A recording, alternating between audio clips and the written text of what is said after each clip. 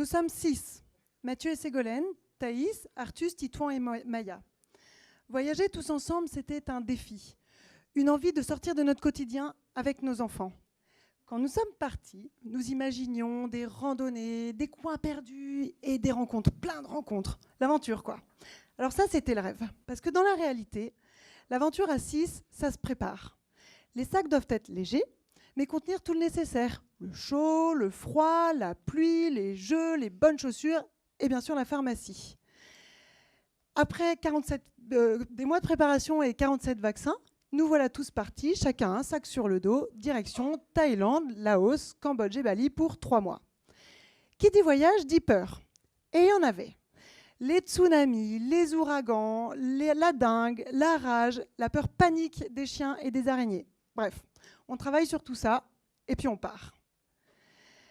La première semaine en Thaïlande, on a décidé de louer une maison confortable pour se reposer et prendre nos marques. Alors imaginez, une maison thaïlandaise en bois, entre les bruits de la jungle qui nous entouraient, de la maison, les rats, les chiens et les gros scarabées, on s'est tous retrouvés debout les 2 premières nuits.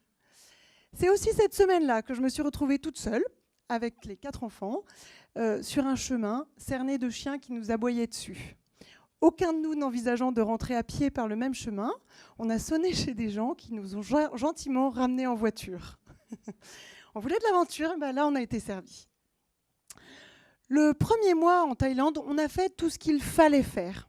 Les endroits incontournables, les villes à ne pas rater.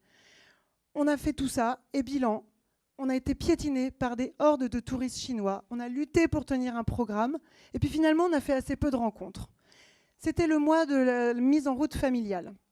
Et oui, parce que si vous avez des frères et sœurs, vous savez qu'on chahute, qu'on se dispute, qu'on s'agace. Et bien pour nous, parents, tout l'enjeu a été d'apprendre à faire avec. Et ça n'a pas été facile. Et oui, parce que prendre en compte la fatigue de tout le monde, vivre ensemble 24 heures sur 24, et puis rater certaines choses, bah c'est frustrant. Mais nous voilà sur le slow boat. 2 jours, au Laos, pardon. 2 jours hors du temps, rien à faire, un confort plutôt sommaire et surtout un mélange des genres pas très commun, avec des backpackers, des touristes un peu plus locaux, plus classiques et des locaux. Bref, tout ce monde-là se mélange jusqu'à ce que les backpackers occupent l'espace parce qu'eux, ils ont embarqué leur litre d'alcool. Alors nous, on en profite pour discuter avec tout ce monde-là. Les enfants jouent aux échecs avec des grands gaillards bien éméchés, ou alors en puissance 4 ou à la poupée avec des Lao. Et nous, on discute avec les autres voyageurs. Et là, on comprend que chacun voyage avec ses centres d'intérêt, ses envies, et surtout selon son cœur. Et on commence à lâcher prise et à entrer dans le cœur de notre aventure. En fait, on lâche tellement prise qu'on perd notre Titouan, 8 ans. Voilà, donc au Laos, avant que vienne, de nuit, au retour d'une balade à vélo, il disparaît pendant 15 minutes. Une éternité pour nous. On part au Cambodge et on visite les temples d'Angkor. Mais là, on se rend compte qu'on a besoin de vacances. Alors tant pis pour le Cambodge authentique. On part sur une île paradisiaque et où on se pose 5 jours dans un bel hôtel, où il n'y a rien à faire, où chacun peut vivre sa vie. Et ça, c'est le rêve. À Bali, on arrive chez Obama et on rencontre les Michos, une famille de Québécois avec des enfants. Et le premier jour, prudemment, on part sur une petite balade. Le deuxième jour, on envisage l'ascension d'un volcan de nuit. Finalement, on a voyagé à 11 pendant 1 mois.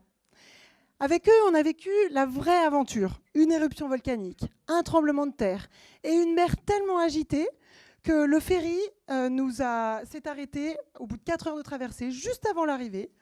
On a prolongé de 3 heures en attendant que la mer se calme, et puis on a mangé des noodle soup pour le goûter.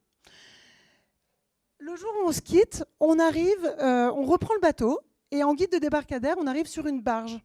Et cette barge, elle est tirée par une douzaine d'hommes à bout de bras qui la rapprochent là au rythme des vagues, qui sont belles. Et quand la barge est suffisamment proche, ils approchent une petite passerelle mobile dans l'eau. Et à ce moment-là, dès qu'il y a une vague un peu plus grosse, tous les passagers reculent. Avec Maya, on passe, donc la dernière, on passe les dernières.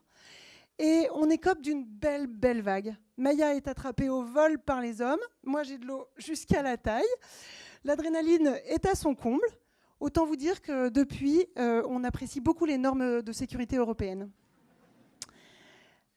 Depuis notre retour, notre regard sur notre vie a beaucoup changé. Les choses matérielles n'ont plus tout à fait la même valeur. Le rapport au temps non plus. Et puis nos enfants, les moments qu'on passe avec nos enfants ont une saveur différente. Les enfants, eux, ils ont bien changé. Ils ont faire et défaire son sac, apprendre à parler anglais, à nager, à prendre conscience de la valeur de l'argent, parce qu'on faisait des paris sur les prix des repas, négocier les prix sous les regards des commerçants stupéfaits. Au retour, Maya a même demandé à son grand-père pourquoi on ne négociait pas à la caisse de Casto.